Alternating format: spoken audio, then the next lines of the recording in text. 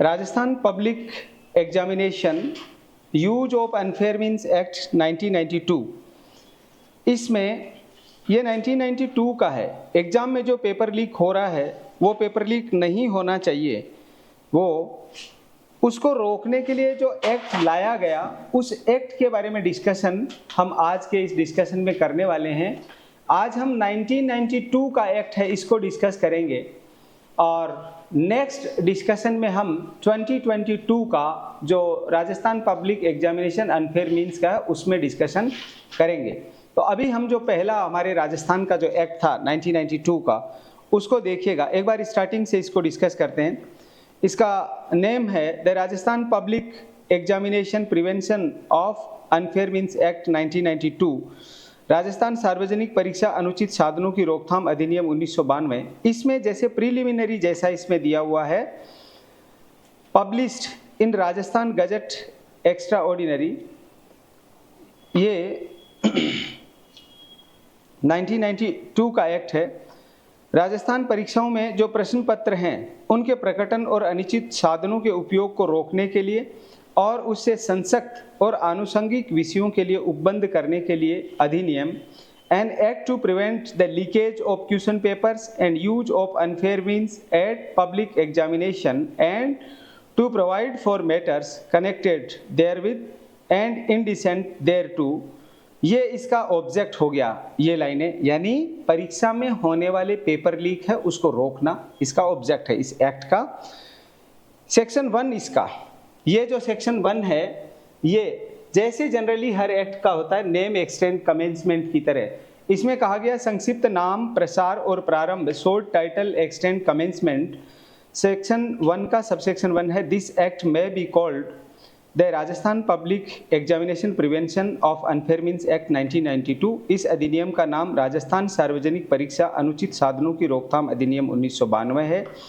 और सबसेक्शन 2 है सेक्शन 1 का subsection 2, it shall extends to whole of the state of Rajasthan.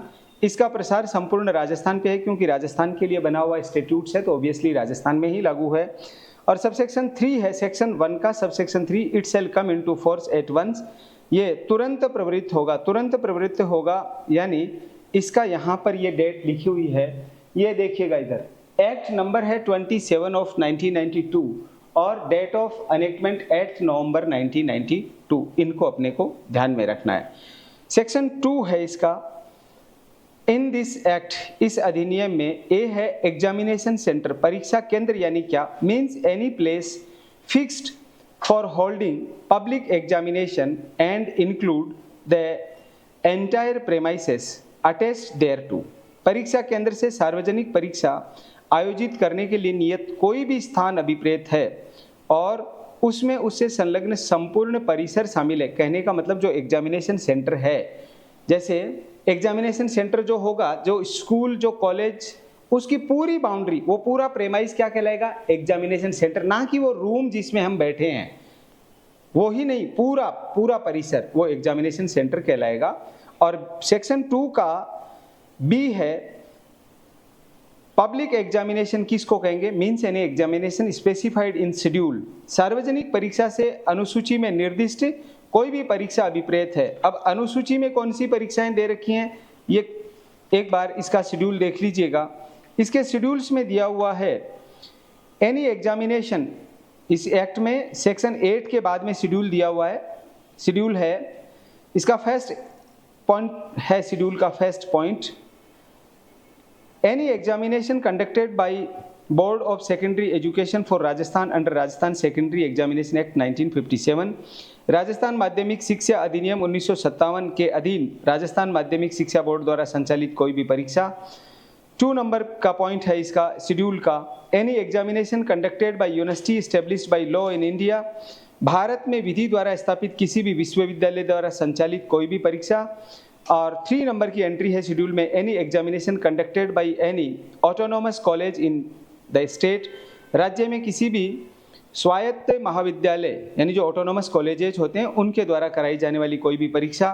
तो देखो पहला हो गया बोर्ड के द्वारा की जाने वाली यानी आरबीएससी का एग्जामिनेशन, दूसरा हो गया यूनिवर्सिटीज़ का एग्जामिनेशन, तीसरा हो गया सीबीएसई का एग्जामिनेशन और उसके बाद में इसका जो फोर्थ नंबर की एंट्री है, फोर्थ नंबर की जो एंट्री है, फोर्थ नंबर की एंट्री में दिया हुआ है एनी अदर अथॉरिटी और एजेंसी और रिक्रूटमेंट कमिटेड एंगेज्ड और कॉन्स्टिट्यूटेड बाय स्टेट गवर्नमेंट, राज्य सरकार द्वारा नियुक्त या गठित कोई अन्य प्राधिकारी या अधिकरण या भर्ती समिति। 5 नंबर पॉइंट है इसका, स्टेट फंडेड यूनिवर्सिटी, राज्य द्वारा वित्त पोषित विश्वविद्यालय, जैसे प्राइवेट यूनिवर्सिटी होते हैं और स्टेट से फंड लेते हैं, ये भी इसमें आ जाएंगे। जो डिम्ड यूनिवर्सिटीज होते हैं वो भी इसमें आ जाएंगे। 6 नंबर एंट्री है Rajasthan board of secondary education, ये हो ही गया हमारे शेड्यूल का, हमने डिस्कस कर लिया। राजस्थान पब्लिक सर्विस कमीशन हो गया, हाई कोर्ट के द्वारा किया जाने वाला कोई एग्जाम हो गया, और राजस्थान स्टाफ सिलेक्शन बोर्ड का कोई एग्जाम हो गया, एनी अथॉरिटी एजेंसी हो गया। और 7th नंबर देखो, इसमें शेड्यूल में पॉइंट वाइज देख लो। नंबर 1 पे है आरपीएससी का एग्जाम, राजस्थान लोक सेवा आयोग का एग्जाम है।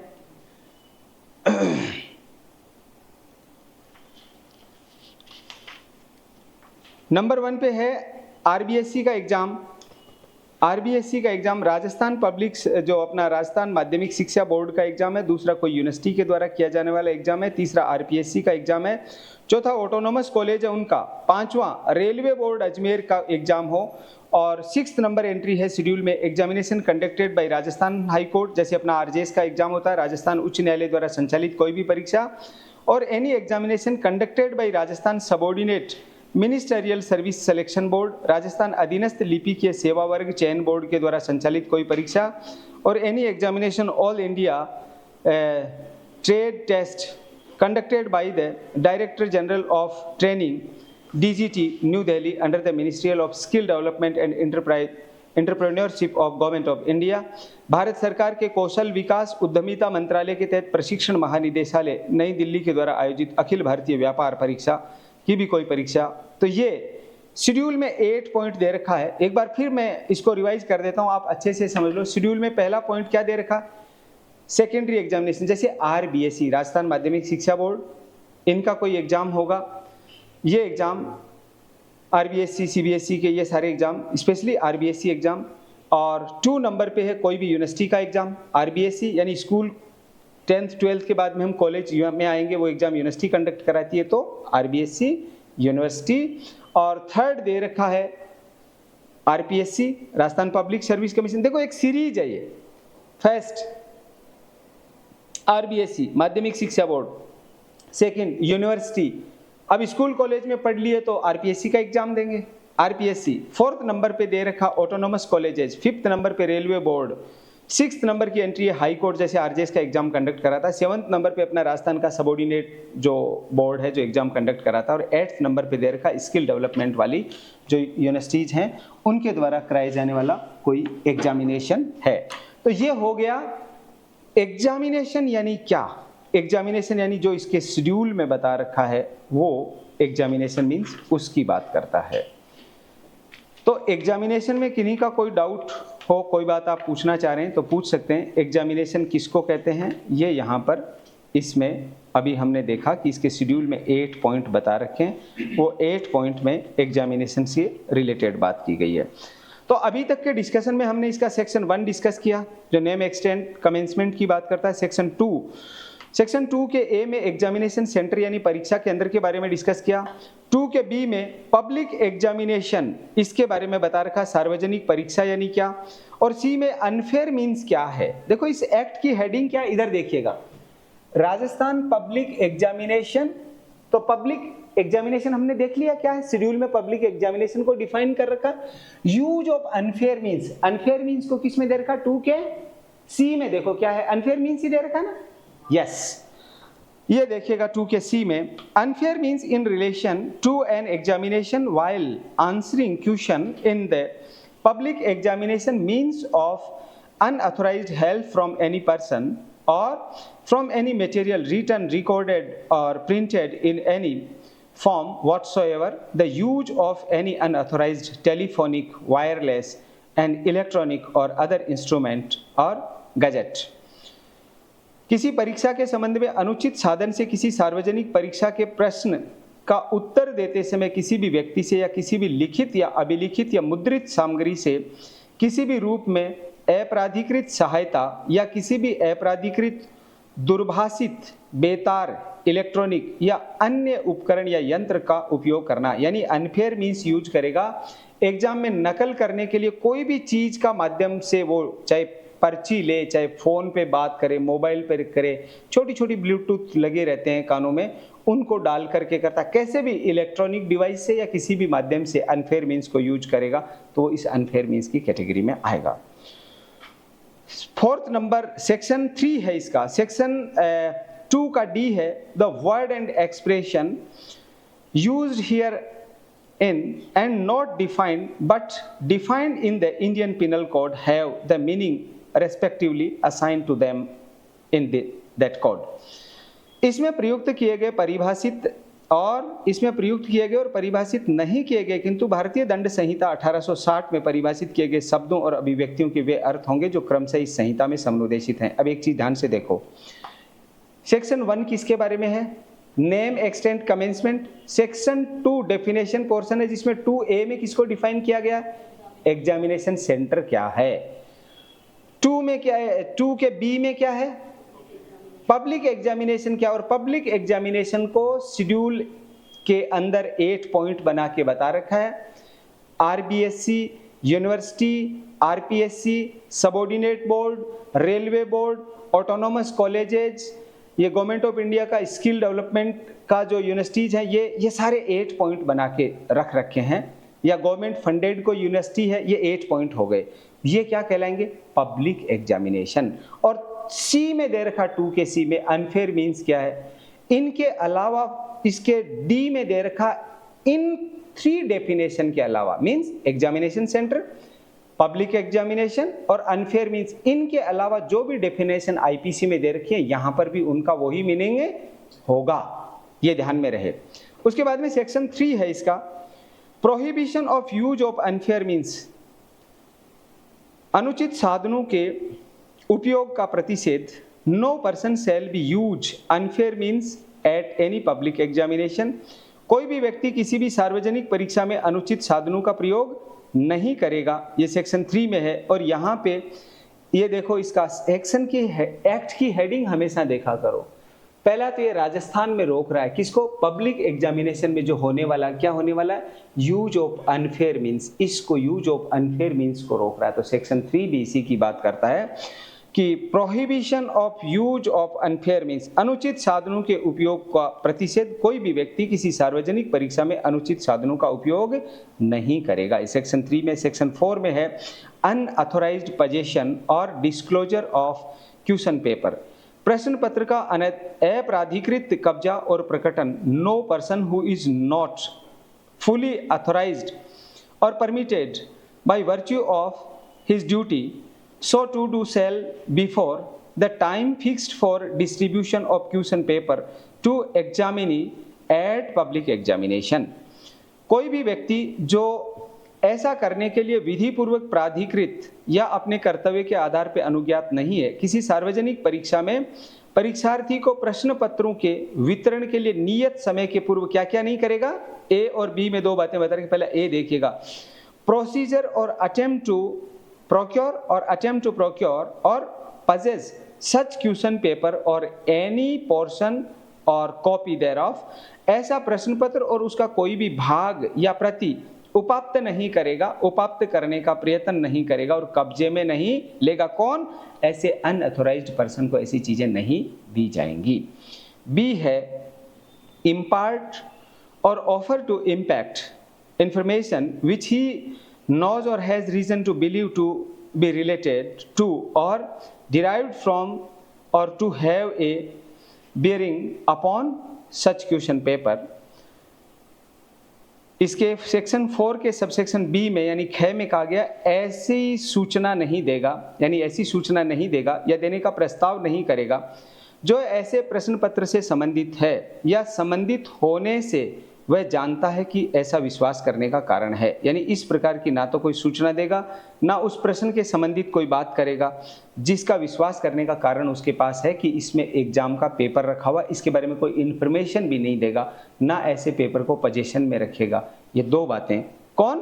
अनऑथोराइज्ड पर्सन, अनधिकृत व्यक्ति जो परीक्षा की कंडक्ट कराने वाली उस अथॉरिटी में उसमें शामिल नहीं। इधर देखिए, एग्जामिनेशन कंडक्ट कराने वाली अथॉरिटी में क्या है, ये मैंने फॉर एग्जांपल बनाया। जैसे एनटीए हमारा एक एग्जाम कंडक्ट कराता है। नीट का एग्जाम भी अभी इसी ने करवाया। जो बच्चों का मेडिकल वाला होता है, अपने नेट जीआरएफ का एग्जाम अभी होना है 18 तारीख को, 18 जून को होना है। आज 3 जून हो गई, 15 दिन बाद होना है, वो भी यही करवाएगा।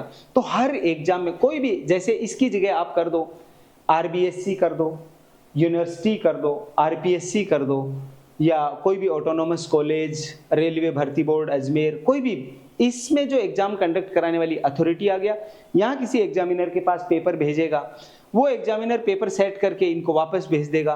फिर ये उस पेपर को उस एग्जामिनेशन, यानी यहाँ पे जो पेपर बनेगा उसको पूरी प्रॉपर सिक्योरिटी में रखते हुए डिवीजन, डिस्ट्रिक्ट लेवल, इसके बाद में डिस्ट्रिक्ट ट्रेजरी ऑफिस में रखा जाएगा।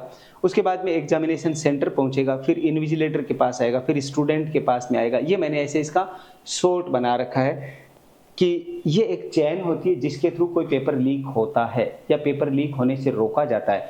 तो इस किसी भी सिस्टम में पेपर सेटिंग से लेकर के पेपर वापस जाना, एजेंसी फिर उस पेपर को डिस्ट्रीब्यूट करती है, और ये इस कड़ी डिस्ट्रिक्ट ट्रेजरर के पास में आता है, एग्जामिनेशन सेंटर के पास में जाता है, इन्विजिलेटर के पास में आता है और स्टूडेंट के हाथ में आता है, यहाँ तक पेपर कहीं पे भी लीक ना हो।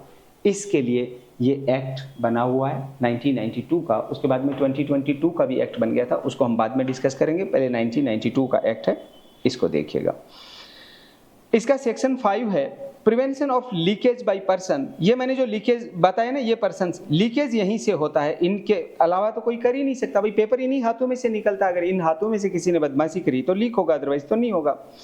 Prevention of leakage by person interested with examination work, परीक्षा कार्यन्यस्त व्यक्ति के द्वारा प्रकटन की रोकथाम। कौन से? ये सारे लोग। इधर देखिए, चाहे एग्जाम कंडक्ट कराने वाली अथॉरिटी में काम करने वाले कोई लोग हों, या एग्जामिनर हों, या फिर उन्होंने बना के इनको भेज दिया, तो ये पेपर इस चैनल से आता है, और इस चैनल से आके यहाँ आके डिस्ट्रिक्ट ट्रेजरर में, यूनिवर्सिटी का पेपर है तो यूनिवर्सिटी के अंदर, आरपीएससी का पेपर है तो भी वो डिस्ट्रिक्ट ट्रेजरी ऑफिस में आएगा, फिर एग्जामिनेशन सेंटर पे जाएगा, फिर इन्विजिलेटर, फिर स्टूडेंट के हाथ में आएगा। इसमें कहीं पर भी पेपर का लीकेज नहीं होना चाहिए, ये ध्यान में रखना।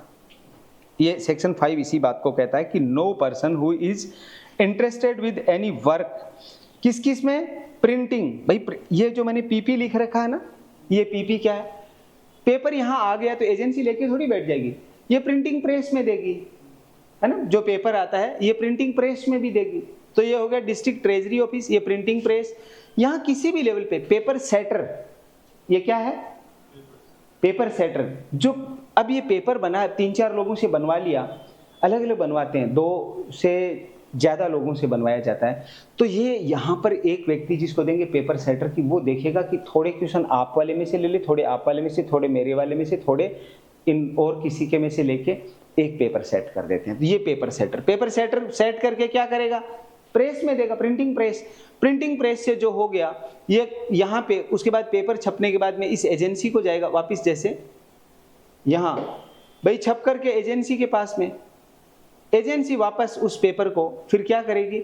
एजेंसी वापस एग्जामिनेशन सेंटर को देगी। यानी यही पहले डिस्ट्रिक्ट ट्रेजरी ऑफिस, उसके बाद में एग्जामिनेशन सेंटर, ये क्रम चलता है। चाहे कोई सा भी एग्जाम आप उठा लो, इस चीज को समझो पहले। पेपर लीक होता क्यों है, कैसे होता है? तो कोई भी एग्जाम कंडक्ट कराने वाली अथॉरिटी, इसको एनटीए कर दो, आरपीएससी कर दो, कोई सी भी चीज कर दो। मैं एक बार के लिए इसको थोड़ा सा चेंज करता हूं, आप इसको सिर्फ समझने की कोशिश करना। छोटा लिख देते हैं अपन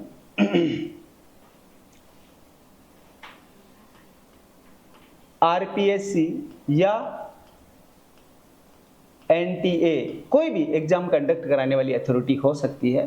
तो इस अथॉरिटी के पास में जो पेपर आएगा, वो पेपर, यानी ये अथॉरिटी खुद तो पेपर नहीं बनाएगी, किसी को देगी। जैसे आप एग्जामिनर हैं तो आपके पास भेजेगी, सब पेपर बना दो। एग्जामिनर के पास आया, एग्जामिनर जो पेपर बनाया वो वापिस इनके पास चला जाएगा, आरपीएससी या एनटीए, जो भी एग्जाम कंडक्ट कराने वाली अथॉरिटी। पब्लिक एग्जाम अभी शेड्यूल में हमने 8 पॉइंट देखे, उनके पास चली जाएगी। वो लोग पेपर सेटर के पास भेजेंगे। वो पेपर सेटर बीच में हो भी सकता है और नहीं भी हो सकता, दोनों बातें। सीधा पेपर भी भेज सकते हैं, पेपर सेटर को भेज सकते हैं, साहब ये 2-3 लोगों से, 4 लोगों से पेपर बनाया, अब इनके हिसाब से आप थोड़ा इसको सेट कर दो। तो वो पेपर सेटर, उसके बाद में प्रिंटिंग प्रेस को जाएगा। प्रेस वाले उसको प्रिंट करके यहाँ पर इनको वापस भेज देंगे अथॉरिटी को। अथॉरिटी फिर उसी पेपर को इनको वापस डिस्ट्रिक्ट ट्रेजरी ऑफिस या यूनिवर्सिटी जहाँ भी एग्जाम होना है वहाँ पे भेज देगी। डिस्ट्रिक्ट ट्रेजरी ऑफिस से वो एग्जाम एग्जामिनेशन सेंटर को चला जाएगा, और यूनिवर्सिटी में है तो यूनिवर्सिटी से एग्जामिनेशन सेंटर को आ जाएगा। एग्जामिनेशन सेंटर से वो इन्विजिलेटर के हाथ में आएगा, जो जिस रूम में जिसकी ड्यूटी है उसके हाथ में आएगा। फिर एग्जामिनेशन सेंटर से जब टाइम हो जाएगा, बेल बज जाएगी, तो वही पेपर स्टूडेंट के हाथ में आ जाएगा और वो उस पेपर को सॉल्व करेगा। इस कड़ी में से कहीं पर भी पेपर लीक नहीं होना चाहिए। इस बात को अश्योर करने के लिए ये एक्ट बनाया गया है ताकि ये पेपर लीक नहीं होने पाए। ठीक है, अब आप देखो, जैसे इस एग्जामिनेशन सेंटर को पेपर आ गया, किसको? इस वाले एग्जामिनेशन सेंटर को पेपर आ गया, तो ये एग्जामिनेशन सेंटर यानी क्या, अभी हमने इसको डेफिनेशन में डिस्कस किया। इसका पूरा एरिया, जैसे फॉर एग्जांपल महाराजा कॉलेज या महारानी कॉलेज या अपना लॉ कॉलेज या कॉमर्स कॉलेज, ये एग्जाम सेंटर आ गया तो उसका पूरा प्रेमाइस एग्जामिनेशन सेंटर कहलाएगा। उसमें कोई भी व्यक्ति कहीं किसी भी तरह की, ना कोई पर्ची कोई फर्रा बना के ले जा सकता, ना ऑनलाइन एग्जाम है तो सिस्टम को हैक करके कोई कर सकता, ना कोई ऐसी डिवाइस से किसी की हेल्प लेके। आजकल तो स्मार्ट वॉच और हर चीज़ें इतना स्मार्ट आ गई हैं कि नैनो टेक्नोलॉजी आने से नकल करना, इसीलिए तो चप्पल पहनाते हैं, जूते नहीं पहनने देते हैं ताकि जूतों में कोई चीज़ ना छुपा ले। हाँ, तो वो इसीलिए ताकि नकल नहीं होने पाए, ये सब चीज़ें इसको रोकने के लिए की जाती हैं। तो सेक्शन 5 देखिएगा, no person who is interested with any work printing public examination, ये मैंने अभी आपको बता दिया। परीक्षा कार्य में न्यस्त व्यक्ति के द्वारा प्रकटन की रोकथाम, कोई भी व्यक्ति जिस पर सार्वजनिक परीक्षा से संबंधित कोई भी कार्य न्यस्त है, न्यस्त का मतलब होता है, देखो इधर इसमें इनको भरोसा करके तो ये काम किया जा रहा है। अगर हर आदमी पे डाउट होगा तो कोई आदमी एग्जाम में इनको लगाएगा ही क्यों? फिर भी ऐसा मेरा व्यक्तिगत मानना है, अगर एग्जाम में नकल को रोकना है तो इस सिस्टम में कहीं पे भी private person, private institution, private college, private university, private school, इनको इससे बाहर कर दो, पेपर लीक होना बंद हो जाएगा। गवर्नमेंट का एम्प्लॉय अपनी पेंशन की चिंता करेगा, अपनी सैलरी की चिंता करेगा, उनको प्रॉपर वेतन मिलता है। 8-8, 10-10 हज़ार प्राइवेट संस्थानों के कर्मचारी तो पेपर ही लीक करेंगे और क्या करेंगे? इसको बाहर करना चाहिए सिस्टम से अगर रोकना है तो। आगे देखिएगा, accept where he is permitted by virtue of his duty so to do, directly or indirectly divulge or cause to be divulged or make known to any other person any information or part thereof which has come to his knowledge by virtue of the work being so entrusted to him, कर्तव्य के आधार पर अनुज्ञात किया गया है। ऐसी कोई सूचना, उसका भाग जो उक्त कार्य उस पर इस प्रकार न्यस्त किए जाने के आधार पर उसकी जानकारी में आया है, किसी भी अन्य व्यक्ति को प्रत्यक्ष या परोक्ष रूप से प्रकट नहीं करेगा और प्रकट नहीं करवाएगा और नहीं बताएगा। यानी जिस भी व्यक्ति को एग्जामिनेशन उस अथॉरिटी में लगाया गया है, किसी भी तरह से वो उस बात को लीक नहीं करेगा। इस बात को हमें ध्यान में रखना है। तो ये हो गया हमारा सेक्शन 1 नेम एक्सटेंड कमेंसमेंट का, संक्षिप्त नाम विस्तार प्रारंभ होना। सेक्शन 2 डेफिनेशन परिभाषा का। Section 3 prohibition of use of unfair means, अनुचित साधनों के उपयोग और प्रतिषेध के बारे में। सेक्शन 4 में हमने डिस्कस किया अनऑथोराइज्ड पर्सन और डिस्क्लोजर ऑफ क्वेश्चन पेपर, प्रश्न पत्र का अप्राधिकृत प्रकटन और कब्जा। और section 5 prevention of leakage by person interested with examination work, परीक्षा कार्यन्यस्त व्यक्ति के द्वारा प्रकटन की रोकथाम। सेक्शन 6 है पेनल्टी, अगर कोई मान लो ऐसा करता है, एग्जाम पेपर लीक करता है, तो उसके लिए सजा क्या, ये सेक्शन 6 में दे रखा है। whoever contravenes or attempt to contravene or abet the contravention of the provisions of, इसमें फर्स्ट और सेकंड दे रखा सेक्शन 3 shall be। सेक्शन 3 क्या है? Section 3 prohibition of use of unfair means, अनुचित साधनों के उपयोग पे प्रतिषेध। और इसमें सेक्शन 4 और 5 भी दे रखा है इस सेक्शन 6 में, क्योंकि अपराध तो यही बन रहे हैं। तो सेक्शन 4 है अनऑथोराइज्ड पोजेशन और डिस्क्लोजर ऑफ क्वेश्चन पेपर, प्रश्न पत्र का अप्राधिकृत कब्जा और प्रकटन। और सेक्शन 5 है prevention of leakage by person interested with examination work, परीक्षा कार्य न्यस्त व्यक्ति के द्वारा प्रकटन से रोकथाम। सेक्शन 6 देखिएगा। Section 3 shall be punished with imprisonment for a term which में एक्सटेंडेड टू 3 ईयर और विद फाइन विच में एक्सटेंडेड टू 2000 रुपीज और विद बोथ। तो ऐसा कोई व्यक्ति जो सेक्शन 3 का वॉयलेशन करता है यानी पेपर लीकेज के कार्य में शामिल होता है, उसको सजा कितनी दे रखी है? 3 साल और फाइन, ये सजा है। Prohibition of use of unfair means, जो एग्जामिनेशन में अनफेयर मीन्स को यूज करेगा उसका पनिशमेंट है 3 ईयर और फाइन। सेक्शन 6 के सबसेक्शन सेकंड में दे रखा कि सेक्शन 4 और 5, तो सेक्शन 4 में दे रखा अनऑथोराइज्ड पर्सन और डिस्क्लोजर ऑफ क्वेश्चन पेपर, और 5 में दे रखा prevention of leakage by person interested with examination work. यानी धारा 4 में बताया गया प्रश्न पत्र का अपराधीकृत कब्जा या प्रकटन, और धारा 5 में परीक्षा कार्यन्यस्त व्यक्ति के द्वारा प्रकटन की रोकथाम। तो इसका सेक्शन 6 का सबसेक्शन सेकंड है सेक्शन 4 और सेक्शन 5 जो अभी हमने डिस्कस किया। सेक्शन 4 और सेक्शन 5 में बताया गया है shall be punished with imprisonment for a term which shall not be less than 5 year. अब यहाँ जो सजा फर्स्ट में 3 ईयर थी वो बढ़ के कितनी होगी? 5 ईयर। किसमें? देखो सेक्शन 3 में कोई ऑफेंस करेगा तो है 3 ईयर और फाइन, 4 और 5 में ऑफेंस करेगा तो 5 ईयर। ये ध्यान रखना, एग्जाम में एग्जामिनर यही पूछता है। 5 ईयर्स बट विच में एक्सटेंडेड टू 7 ईयर, जो 5 साल है और 7 साल तक सजा बढ़ाई जा सकती है। ये 1992 का एक्ट है, अभी जो 2022 का उसमें सजा LI तक कर रखी है। तो अभी हम 1992 का डिस्कशन कर रहे हैं, तो उसी के प्रोविजन ध्यान रखें, क्योंकि APO के सिलेबस में 1992 और 2022 दोनों एक्ट हैं अनफेयर मीन्स एग्जामिनेशन का, इसलिए दोनों का ही पनिशमेंट और प्रोविजंस हमको ध्यान में रखने हैं।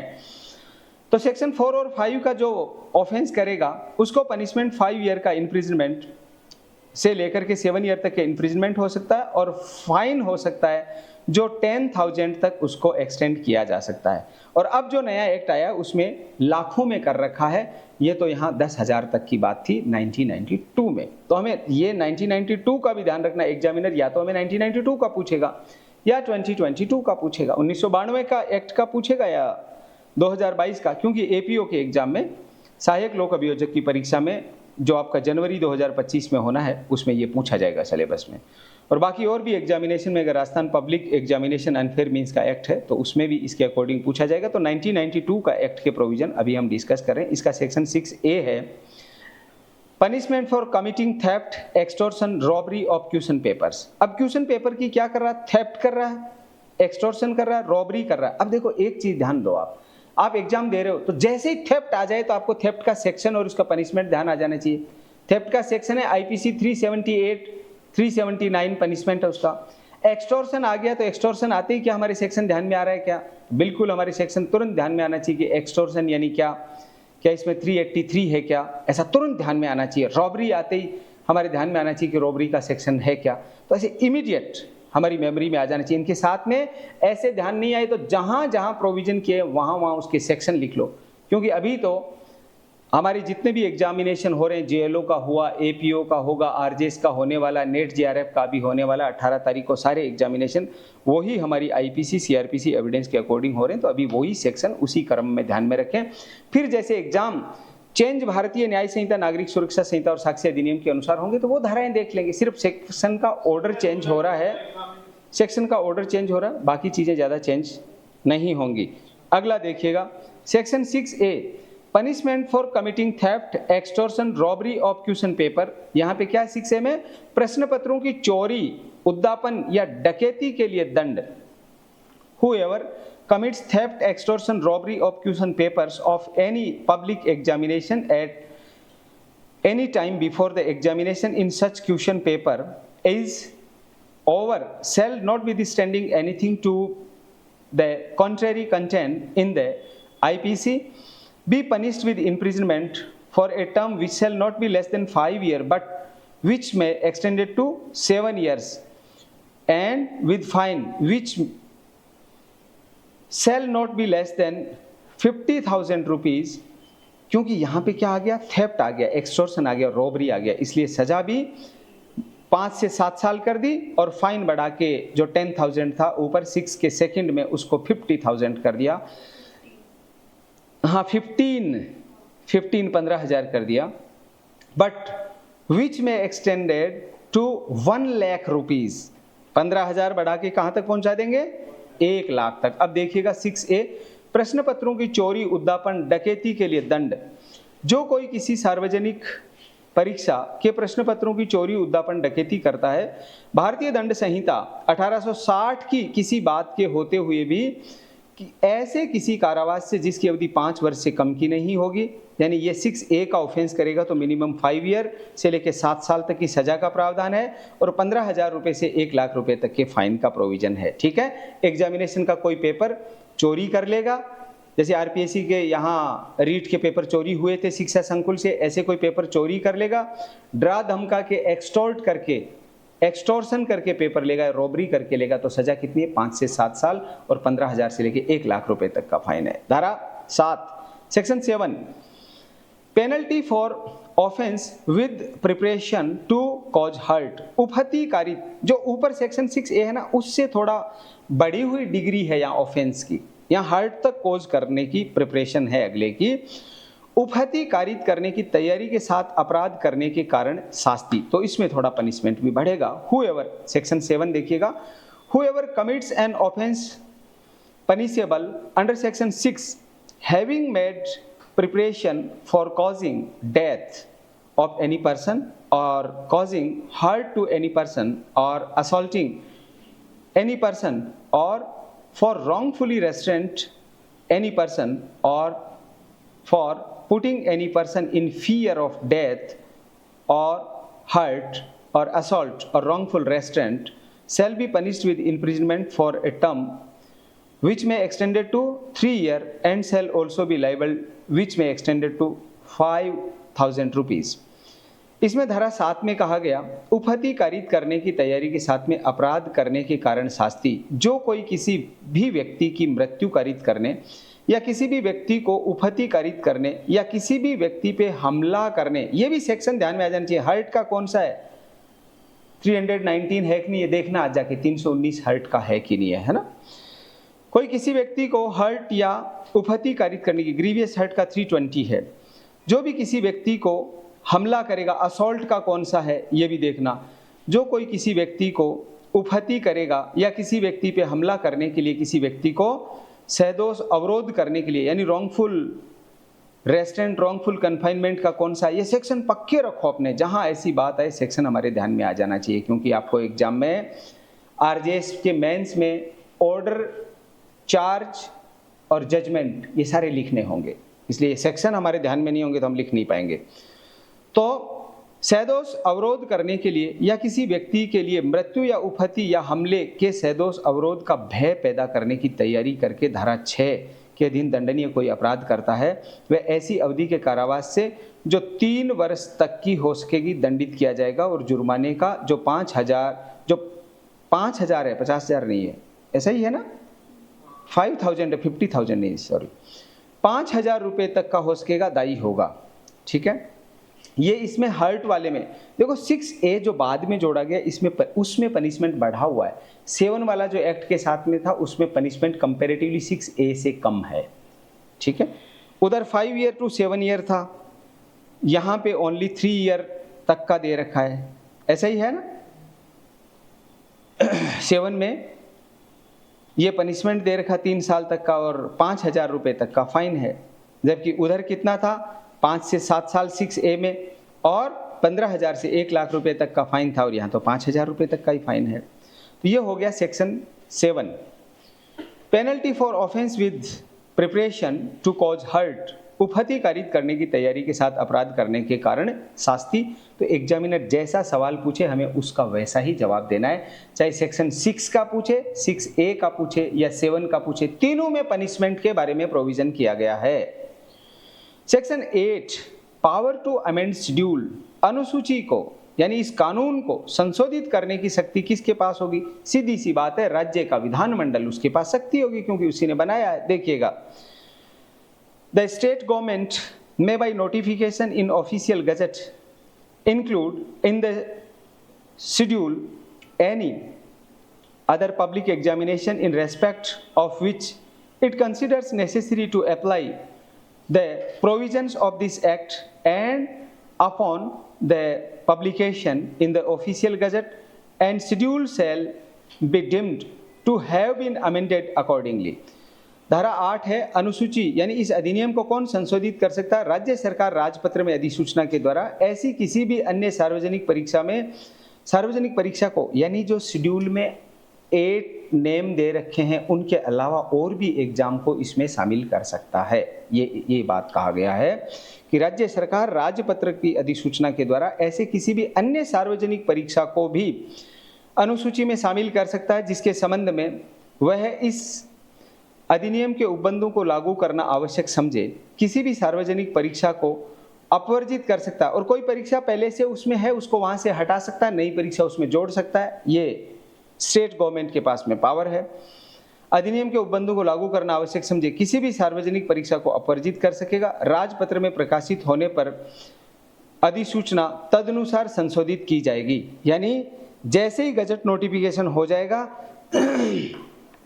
उसके अकॉर्डिंग वो चेंज हो जाएगी। कहने का मतलब है चेंज करने के लिए वही प्रोसेस पार्लियामेंट के इधर स्टेट लेजिस्लेचर के फ्लोर पे रखा जाएगा, उसमें पास करवा लेंगे तो वो नियम पास माने जाएंगे। ये इसका रहता है। तो आज हमने डिस्कस किया Rajasthan public examination, the Rajasthan public examination use of unfair means act 1992, Rajasthan सार्वजनिक परीक्षा अनुचित साधनों की रोकथाम अधिनियम, इसका सेक्शन 1 नेम एक्सटेंड कमेंसमेंट, इसके बारे में हमने डिस्कस किया। सेक्शन 2 इसका डेफिनेशन पोर्शन है। डेफिनेशन 2A में किसके बारे में दे रखा है? Examination centre. 2B में किसके बारे में दिया? Unfair means public examination. 2B में पब्लिक एग्जामिनेशन का, और इधर पब्लिक एग्जामिनेशन के बारे में इसके शेड्यूल में 8 पॉइंट बता रखे हैं, और 2 के C में दे रखा है अनफेयर मीन्स का, और 2 के D में दे रखा जिन वर्ड्स को यहाँ पे डिफाइन नहीं किया गया वो आईपीसी में डिफाइन किया गया, वही मीनिंग इसका माना जाएगा। तो ये हो गया सेक्शन 2। सेक्शन 3 क्या कह रहा है? सेक्शन 3 अनफेयर मीन्स की बात कर रहा है कि अनफेयर मीन्स यानी क्या, और सेक्शन 4 किसकी बात कर रहा है? अनऑथराइज्ड पर्सन की बात कर रहा है। सेक्शन 5 किसकी बात कर रहा है? कोई भी पेपर का लीकेज करना, उसको रोका जाना, प्रिवेंशन उसका किया जा रहा है। 6 इसके पनिशमेंट की बात करता है। हाँ, पनिशमेंट की बात करता है। 6A भी इसके पनिशमेंट की बात करता है। तो 6 में पनिशमेंट दे रखा 3 to 5 ईयर, और फाइन की बात की गई है। 6A में है, 6 में कितना पनिशमेंट है? 3 to 5 ईयर है। 6 में, ओनली 6 में बताइए पहले। Only 3 year. हाँ, 3 ईयर और 2000 रुपीज तो है 6 में। 6A में दे रखा 3 to 5 ईयर, और जो फाइन है 15 to 1 लाख, ऐसा इसका फाइन है। सेक्शन 7 है, इसमें कितना फाइन दे रखा है? 3 ईयर और 5000, 3 साल और 5000 रुपए। और सेक्शन 8 है, उसमें कहा गया कि अगर कोई चेंज करना है तो स्टेट गवर्नमेंट नोटिफिकेशन के द्वारा चेंज कर देगी। देखो एक चीज ध्यान रखना, हमारे एपीओ में ये आएगा, Rajasthan public examination use of unfair means act 1992, Rajasthan सार्वजनिक परीक्षा अनुचित साधनों की रोकथाम अधिनियम 1992। ये मैंने आपको सेक्शन वाइज हमने डिस्कस किया। ये एग्जाम कैसे कंडक्ट होता है ये चीज़ बता दी। इसका एक्ट नंबर 27 ऑफ 1992 है, डेट ऑफ एनेक्टमेंट 8 नवंबर 1992 है। इन चीज़ों को हमें ध्यान में रखना। ऑनलाइन, ऑफलाइन और रिकॉर्डेड क्लास में कोई बात नहीं समझ में आई हो तो आप युवान लॉ इंस्टीट्यूट के व्हाट्सअप नंबर, कॉलिंग नंबर पे कॉल करके 8306969794 8306969794 पे आप कॉल करके पूछ सकते हैं। नमस्कार।